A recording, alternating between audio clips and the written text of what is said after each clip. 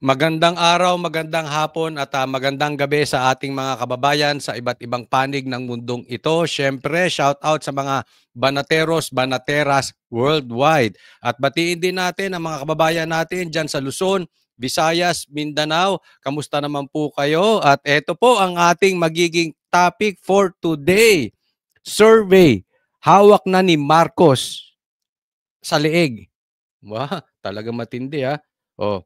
Pero dilawan, hawak sa leeg si BBM. Yun ako, matindi talaga tong presidente nyo ha. Oh. Kung tayo ay kumakain ng suka, ay kung tayo ay team suka, sila kumakain ng suka nila, ha, di ba? Oh, dati magkalaban 'yan, pero ngayon, ha, talaga naman si Marcos, oh, walang kadala-dala. Pinatalsik na yung kanyang tatay, ayaw pang ipakulong, ay ayaw pang ipalibing yung tatay niya sa libingan ng bayani. Ngayon, utu-utu pa sa dilawan ito si Marcos. So, sige, yan po ang pag-uusapan natin ngayon. Pero bago tayo magsimula, wag niyo pong kakalimutan na i-like to video na ito sa mga DDS dyan, sa Team Suka. Tulong-tulong po tayo. At syempre, wag niyo pong kalimutan, i-subscribe po ang channel ko po, Coach Oli News PH. Dahil nasabi ni YouTube sa akin, more than half ng nanunood at sumusubaybay sa channel ni Coach Oli ay hindi pa nakasubscribe. So, konting lambing po, subscribe po tayo. Okay po? Hindi na po natin pagtatagalin dahil kay Coach Oli, bida ang balita. Eto po, pag-usapan natin kasi painit na painit po ang eleksyon ngayon at nakikita natin kung paano gumagapang to si Marcos. Tatandaan natin, even si BP Sara ay sinabi niya, hindi lumalaban ng patas itong si Speaker Romualdez, ito si Tamba. Itong mga buhaya, nakikita naman natin yan at that is public knowledge. Kaya ito, posibleng itong si Marcos din ay katulad ng kanyang pinsan. Nakita nyo rin naman ang kanyang tatay, hindi rin nakipaglaban ng patas. 'Di ba? Kinontrol ang media nung panahon niya, nag-declare ng martial law. Ganyan po ang gawain nitong mga Marcos. Ngayon naman, ang hinahawakan, survey. O, pakinggan po natin ito.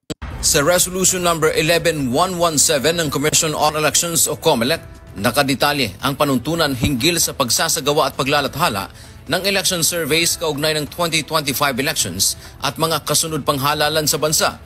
Ayon kay Chairman George Erwin Garcia, layo nito na ma-regulate ang election survey. Ang purpose lamang po natin ay ma-regulate sila para naman po hindi yung kahit sino na lang nagpapasurvey. Sino mang individual, kandidato. Teka muna, okay? Ito medyo ako dito Medyo duda ako dito sa palabas na itong COMELEC. Meron tayong nakikita ditong medyo delikado. Okay? I-regulate po ang survey. At nakikita naman natin ngayon, puro kalokohan ang nangyayari ngayon sa survey. Kasi alam nyo kung bakit? Hindi man lahat, pero marami dyan. Bakit? Bayad po. Bayad. Kung sino yung nagpapasurvey, syempre, alangan namang ibaba nila yan sa survey. Itataas nila yan. At ang gagawin nila, para hindi magkaroon ng confusion o sa madaling salita, parang yung ginawa nila dati sa media. Naalala nyo yung panahon ni Marcos, kinontrol ang media. Ang masama noon, walang vloggers before. Kaya ang akala natin, mabubuting tao itong mga ito. Diba? Hindi agad nagtagumpay itong EDSA 1.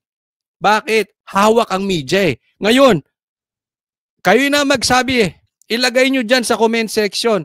Tunay ba ang sinasabi ko o ako'y nagsisinungaling? Kahit ngayon, hawak nila ang mainstream media. Ilan lang katulad ng SMNI ang naninindigan na hindi bayaran at may tapang. Tingnan nyo po yan. Pero ang problema nila ngayon, may mga vloggers at nga kinokontrol din nila yung mga vloggers. Subukan nilang kontrolin na ang kanilang attack dog, ito si Barbers. Lahat na lang. Iko-connect sa Pogo, iko-connect sa drugs, iko-connect pati tax, di ba? Para mahawakan nila ang vloggers. Ngayon, ganyan ang style nila. Ngayon, ang kukontrolin naman nila, itong survey. I-regulate.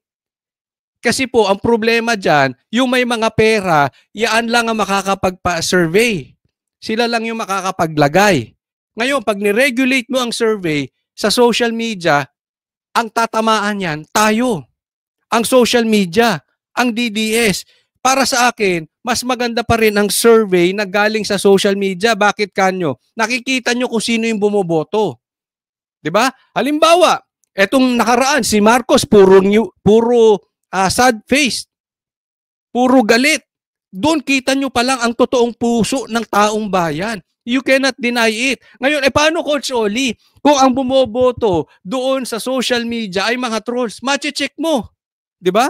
O, gaya nung isang mama dyan, nagpa-survey. O, ang puro may heart lang, galing India. Ano ibig sabihin nun? Troll. O kaya bagong gawa yung page. O kaya walang picture. Ibig sabihin, lantaran, transparent tayo dito. Unlike itong survey nila. Hindi ba nila, katulad niyan, marami daw pabor sa impeachment. Ibig sabihin, wala kayong natanong na taga-INC. Yung INC pa lang, lantarang ayaw sa impeachment. Wala kayong natanong na taga-KOJC. Yung palang mga taga-KOJC, lantarang ayaw sa impeachment. Nakikita nyo ngayon, saan sila nagtatanong? Lahat ba na itatanong?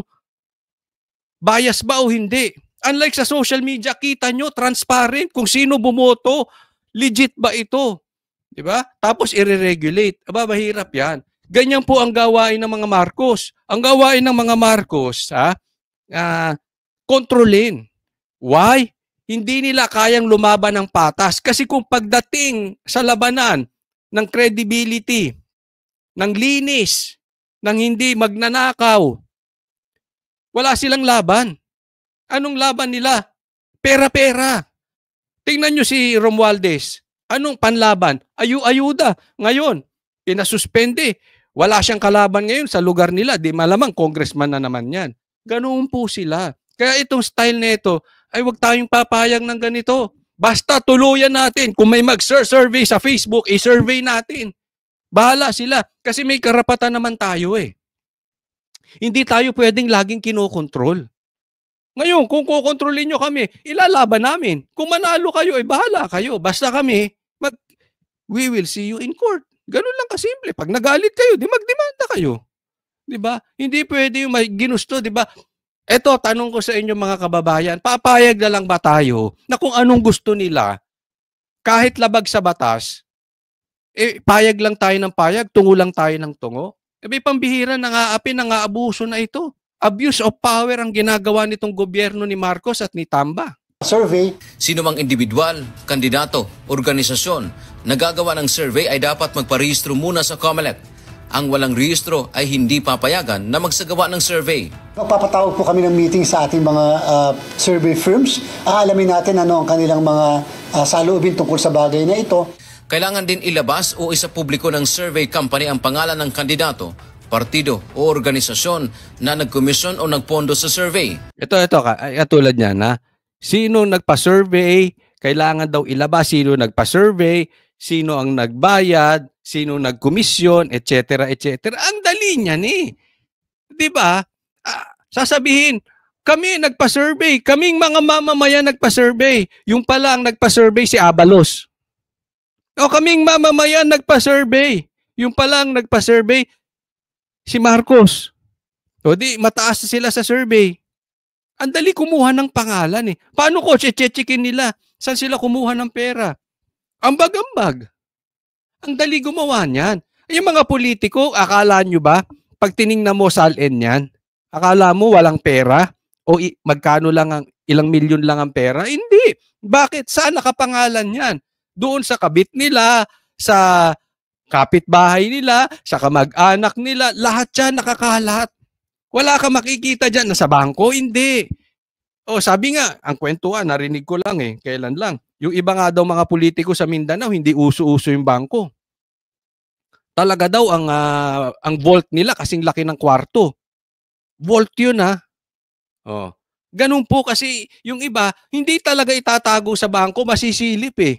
Oh, meron silang meron silang sports car. Magkano sports car? Yung legit na sports car hindi bababa ng 15 million. Luma pa yun. Yung legit na sports car. Oh. Ano yun? Mga 10-year-old na sports car yun. Pag tiningnan mo, hindi mo makikita, oy, naka-sports car. Hindi, hiniram ko lang to. Pag tiningnan mo, hindi sa kanila nakapangalan. Ganyan yung, ganito rin ang, kung yung sports car nga, kung yung mansion nila sa Forbes, kung yung bahay nila sa Amerika, nakatago sa ibang pangalan, eto pa kayang survey na ito. Huwag nga tayong maglokohan, niloloko nyo kami pare-parehas. Kayo talagang Marcos, oh. Pondo sa survey. Gayon din ang pangalan ng mga individual, polling firm at survey organization na gumawa ng survey. Ang panahon kung kailan ginawa ang survey, pamamaraan ng pagsasagawa ng survey, ilan ang respondents. Maganda to sinasabi ng COMELEC, basta totoo. Ang problema, hindi mangyayari yan. Di ba? I mean, nakailang survey na tayo. Yung information na sinasabi nila, lumabas ba? Sige, tanungin ko kayo, sinungaling ba ako? Nakita nyo ba kung sino nagpa-survey? Yung mga specific details na yan, alam ba natin? Oh. Naku, mahirap yan. Etong COMELEC, ayos naman sila. Kaya lang ang problema dito, marami silang ginugusto na malayo sa katotohanan. At pag tiningnan mo, kanino papabor? Papabor sa gobyerno. Delikado na naman tayo dito. Sabi nga, yung dayaan, delikado na eh. Oh, kinokontrol. Lahat kokontrolin nyo. Survey kokontrolin nyo. Oh, ay pambihira. Buti sana kung nakontrol nyo, isipin nyo, tumataas ang Marcos sa gitna ng usaping pagbaho ng mga pangalan nila dahil sa corruption, na lalong-lalo na itong blank items, tumataas pa sa survey. Ano tayo naglolokohan? Saang lugar kinuha o pinili ang respondents at ang partikular na mga tanong. Kung yung Radyo Diario TV at saka social media nga ngayon, to a certain extent, nare-regulate natin. Bakit hindi ang survey? Di ba ang purpose nga daw ng survey is to influence the voters? So dapat ma-regulate din namin. Dagdag pa ni Garcia, kapag kandidato ang gumastos para sa survey, dapat kasama ito sa kanyang isusumiteng Statement of Contributions and Expenditures o SOSE pagkatapos ng... Walang aamin na kandidato na sila nagpa-survey. Ano ba kayo, pinanganak kahapon? Huwag naman natin lokohin ng taong bayan. Hindi aamin yan. Alam mo, kung ako lang masusunod, kailangan talaga ng panukalang batas dito sa survey na ito. At siguro isa po ito sa itutulak ko dito sa ating mga, kung kami may mga mai-interview sa SMNI, itutulak ko ito na ipagbawal dapat sa election ng survey. Kasi mind conditioning po ito eh. It will give us an unfair in protection doon sa may mga pera. Ano to eh, hindi patas. Posibleng ito'y gamitin, lalong-lalo na yung mga nakaupo. Katulad ngayon, sinasabi ko madalas, ang pinakamahirap na election itong midterm election. Bakit nakaupo ang presidente? Di ba? Siyempre, lahat ng makinarya nasa kanila, lahat ng pera nasa kanila, hawak nila pulis, hawak nila sundalo, hawak nila lahat. Di ba? Tapos dadagdagan mo pa ng mind conditioning.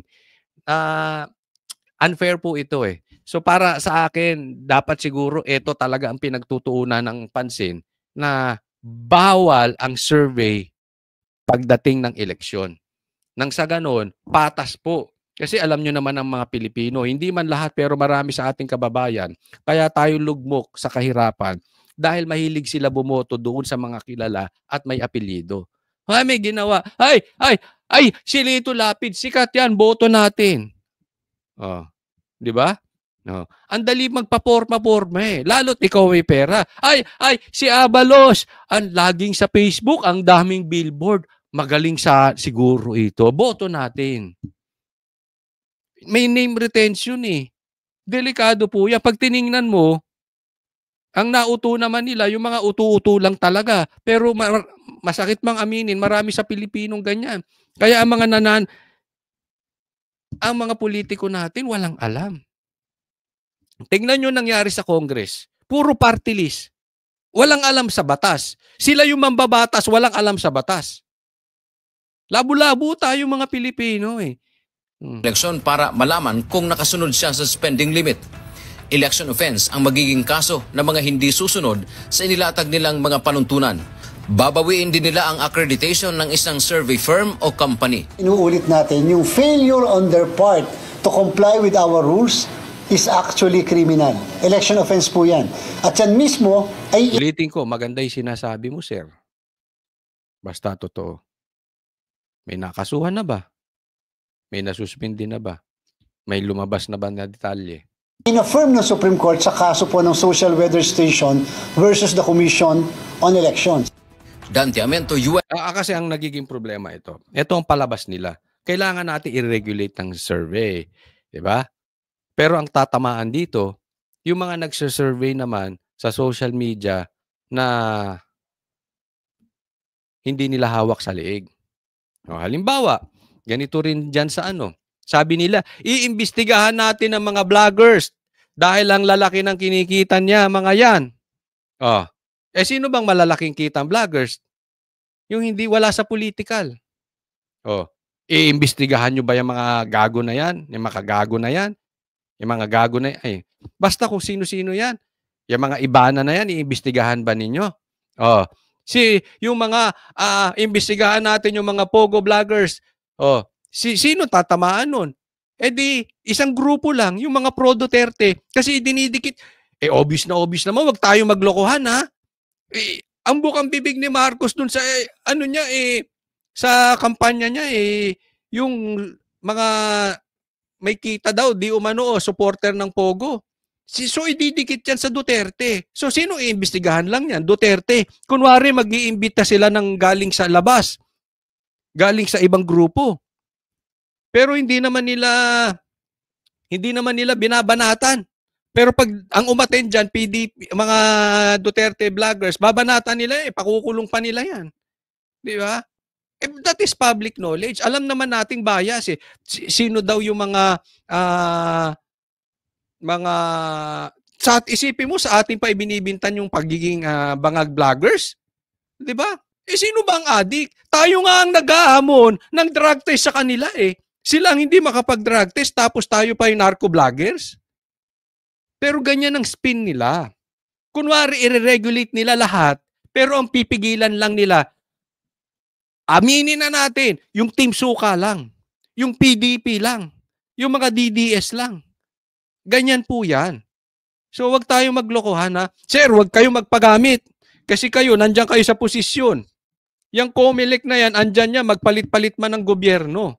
Manatili kayo na nakahiwalay gaya ng Supreme Court, na malayo sa kamay nila, na hindi kailangan ng pera, na hindi kailangan ng posisyon. Manatili kayong nakatayo at independent. Pag kayo'y nagpahawak na sa gobyerno, saan na napupunta ang Pilipinas niya? Napakaano nyo. Okay, punta po tayo next topic. Ito, pag-usapan natin. Itong pakikiapid nitong si Marcos sa Dilawan. Ito ay lantarang labas na po ngayon. Maaring ipagpatuloy ng Senado sa darating na 20th Congress ang paglilitis sa impeachment na sisimulan nito ngayong ika-19 na Kongreso. Ito ang binigyan diin ni dating Commission on Elections Commissioner Rene Sarmiento sa isinagawang forum ng UP College of Law at Malcolm Foundation kahapon. Ito yung picture niyan. Tingnan nyo to sila Drilon. Ito yung nananawagan na ituloy na yung impeachment at magkaroon ng special session. Mananawagan siya dito kay BBM. Pero dito, makikita natin kung ang BBM ay hinahawakan ng media, hinahawakan ng vloggers, at hinahawakan pati survey, hawak na nila. Ngayon naman, si BBM ay hawak, di umano, ng mga dilawan. Kasi siya po ang, alam mo ang agresibo rito? Tingnan ninyo, sino agresibo dito sa impeachment? Dilaw, at saka mga komunista. Sila ang tumutulak nito talaga. Gamitan ito Diba? Gamitan yan. Gagamitin nila ang Marcos. Kaya nga itong mga ito, sabi ko nga, kung tayo ay Team Suka, sila ay kumakain ng suka. Galit-galit sa mga yan Ngayon, ginagamit na kayo ng NPA, ng komunista at ng dilaw. No? Pero dito makikita natin, papatunayan ko sa inyo kung talagang hawak sa liig itong si Marcos. Bakit kanyo? Ang sabi ni Marcos, ako'y mananawagan ng special session kung hihingin ng Senado. Again, kung hihingin ng Senado. Ang sabi ng Senado, hindi kami hihingi ng special session sa presidente. Ngayon, magkakaalaman tayo kung etong si Chis Escudero ay talagang dapat kabiliban o etong si Chis Escudero ay talagang waiter ni Lisa. Kasi sabi niya, hindi. Bakit kailangan? Sino kayo para madaliin kami? Kasi naaalala nyo, biglaan niyang impeachment at tapos na po. Adjourn na sila. Dapat yan sa June na. Hindi na po aabot sa 19th Congress, sa 20th Congress na po tayo pupunta. 'Di ba? Kaya lang, yung dilawan, yung mga pinklawan, yan ang nagtutulak eh. Binibigyan nila ng pressure si Marcos. Bakit? Kasi ito po ang ano dyan. Ito ang usapin dyan. I-pressure natin si Marcos. Kasi, bakit? Kailangan niya ng suporta natin. Dahil alam ni Marcos at alam ng dilaw, mahina si Marcos compared sa Duterte. Nakikita niyo yung usapan. So alam nila, alam nila that they need each other para sa Duterte. At para sa Duterte, kailangan nilang matanggal ang Duterte para mawala sa picture at sila na lang ang magtatalo in the future. Yan ang usaping politika.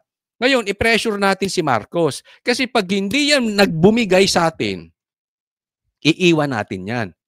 At pag iniwan natin yan, he cannot stand alone against the PDP. He cannot stand alone against the Dutertes. So, pigain natin ng pressure. Kaya ito si Drilon, buti hindi nakatulog to. Ang hilig na itong matulog eh. Pinipressure. Pinipressure siya ng dilawan, ng mga NPA, ng mga komunista. Pinipressure si Marcos. Si Marcos, titingnan natin kung may backbone. Titingnan natin kung siya talaga ay may paninindigan.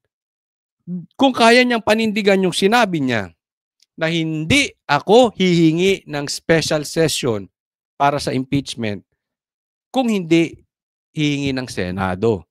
Ulitin ko at tingnan din naman natin kung itong si Chis ay may paninindigan o may paninindigan lang to kay Hart. Baka naman kasi kay Hart lang to naninindigan. Abay, mahirap yung ganun. Mahirap po yun. So, tingnan naman natin ngayon kung maninindigan ito si Chis Escudero dito sa kanyang sinabi na hindi kami hihingi ng special session sa presidente.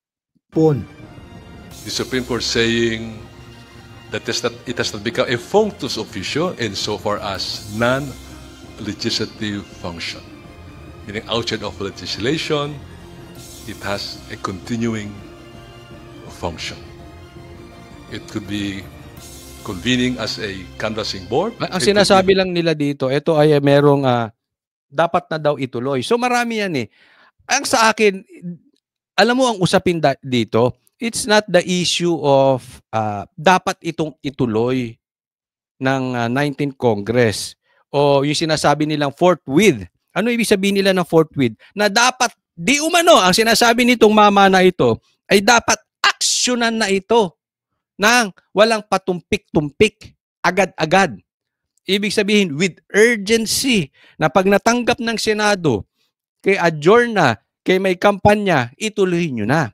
Ako hindi yan mismo ang kina-question ko. Ang kina-question ko ay yung final naming petisyon dyan sa Supreme Court and yung final ni kinabukasan ay nag-file din si BP Sara herself ng petition dyan sa Supreme Court at parehas nagtugma ang aming almost the same ang aming petition na na illegal, unconstitutional yung final na impeachment.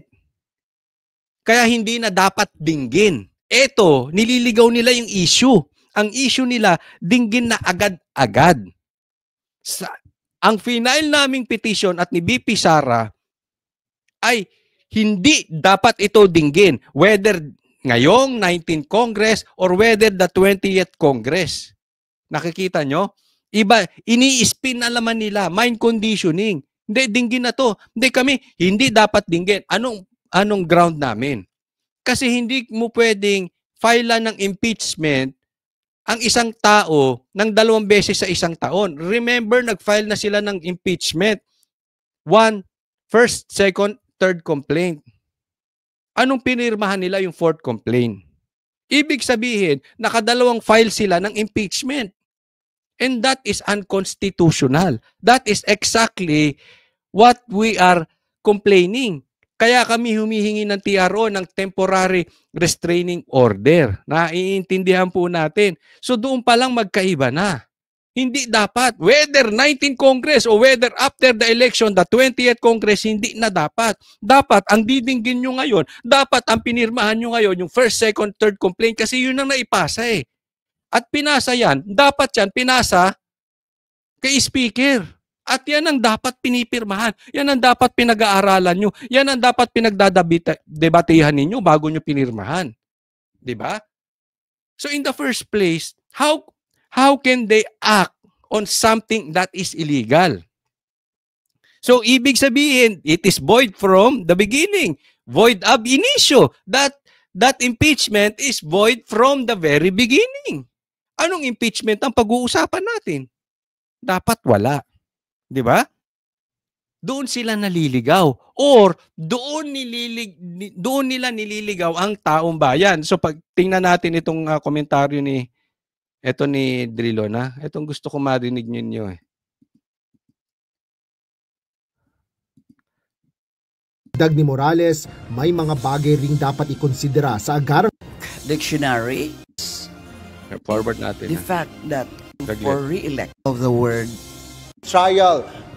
of the word Nawala si Drilon na. session can be Sorry. is not limitations. salungat naman ito sa paniniwala Saglit, ha? Ito, pakinggan natin itong mama na ito.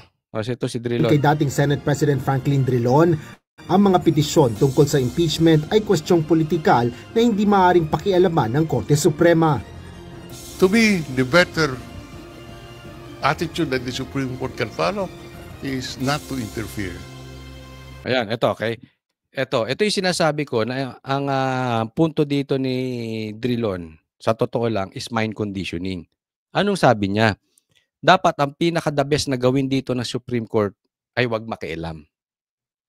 So, binibigyan niya ng pressure na hindi halata, na nakatago sa komentaryo, pero binibigyan niya na wag kayong makialam kasi mali na makikialam kayong Supreme Court sa usaping politikal. Alam mo, hindi po yun ang issue. Ito, tanggap